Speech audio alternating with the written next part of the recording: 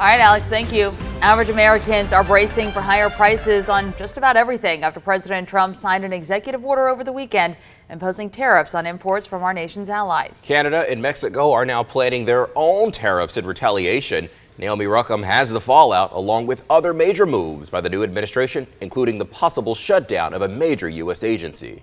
America is on the verge of an international trade war after President Donald Trump signed an order imposing 25% tariffs on neighbors Canada and Mexico, along with an additional 10% levy on goods from China. The order takes effect just after midnight Tuesday. We may have short-term a little pain, and people understand that, but long-term, the United States has been ripped off by virtually every country in the world. Both Canada and Mexico have promised tariffs of their own in response, and even some Republicans are questioning the move.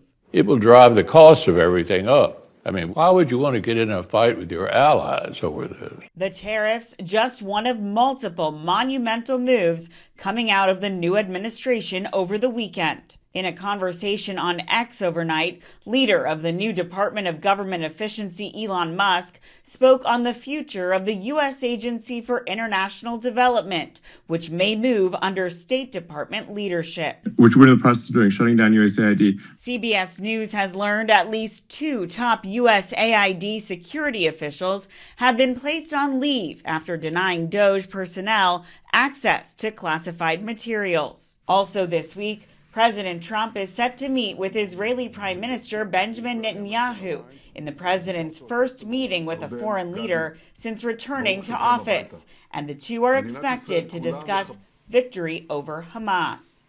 Well, the new Trump White House is also making changes on press access, announcing it would remove 4 media organizations from their dedicated office spaces in the Pentagon, including the New York Times and NPR, replacing them with other outlets instead. Well, the tariffs are set to take effect tomorrow, and experts are predicting these tariffs can raise the price of dozens of goods like eggs. In the new year, egg prices have already skyrocketed due to the bird flu. Well, now shoppers and business owners could be paying even steeper prices. Brooke Woods co-owns Yola, a popular brunch spot in Macon. She says when they opened in 2021, they paid about $1.50 for a dozen of eggs.